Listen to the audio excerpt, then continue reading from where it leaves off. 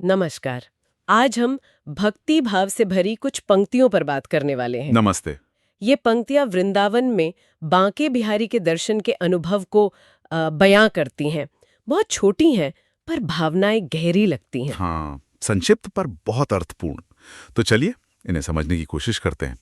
शुरुआत होती है राधे राधे से और फिर पंक्तियां हैं बांके बिहारी तेरे दर्शन प्यारे, वृंदावन की गलियों में मन हारे। राधे राधे। ये सुनते ही जैसे वृंदावन की वो गलियां और बांके बिहारी का रूप सब आंखों के सामने आ जाता है ना। है ना? बिल्कुल, एकदम सजीव चित्रण है।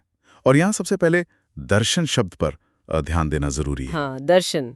भारतीय भक्ति परंपरा में मतलब दर्शन सिर्फ आंखों से देखना भर नहीं होता। सही कहा। ये एक गहरा अनुभव है।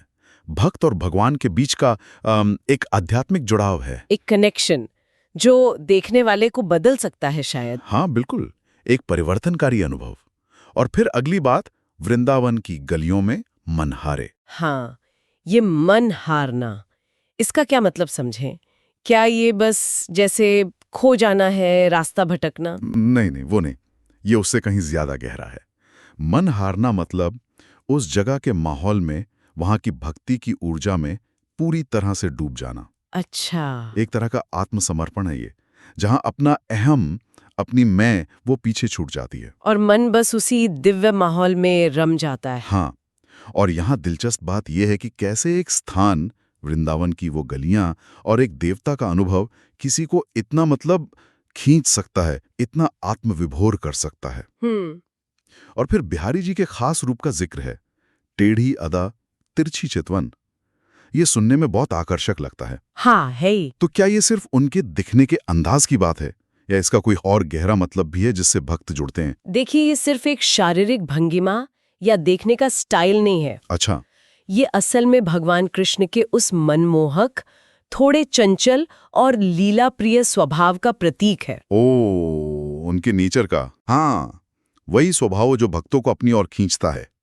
उनकी कथाओं में, उनकी लीलाओं में अक्सर उनके इसी रूप का वर्णन मिलता है। तो टेढ़ी अदा और तिरछी चितवन एक तरह से बांके बिहारी की पहचान बन गई है। बिल्कुल, उनके अलौकिक आकर्षण को दर्शाती हैं ये उनकी विशिष्टता है। समझ गई।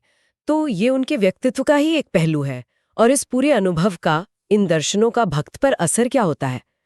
आगे कहा है, हरि नाम से धड़के मेरा कण कण।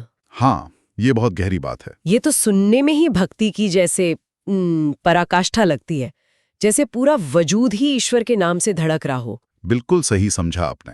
ये पंक्ति भक्ति की उस चरम अवस्था को दिखाती है। चरम अवस्था? हाँ, जहां भक्त का रोम रोम, उसका पूरा अस्तित्व ईश्वर के नाम या उनके रूप की अनुभूति से स्पंदित होता महसूस करता है। वाह!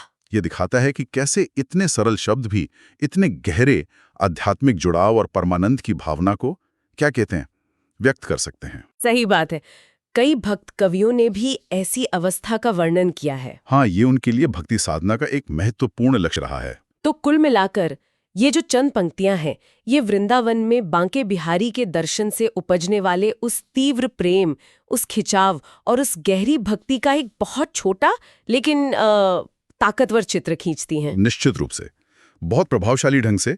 और ये हमें एक विचारणीय बिंदु पर भी लाता है। किस तरह के बिंदु पर? अगर हम इस खास अनुभव से थोड़ा हटकर थोड़ा व्यापक रूप से सोचें, तो ये सवाल मन में आता है कि वृंदावन जैसा कोई पवित्र स्थान या बांके बिहारी जैसी कोई देव छवि, हाँ, ये अलग अलग लोगों के लिए और अलग अलग समय में भी लगातार इतनी गहरी और इतनी व्यक्तिगत भावनाएं जगाने में कैसे सफल रहती हैं। ये सोचने वाली बात है। मतलब वो क्या चीज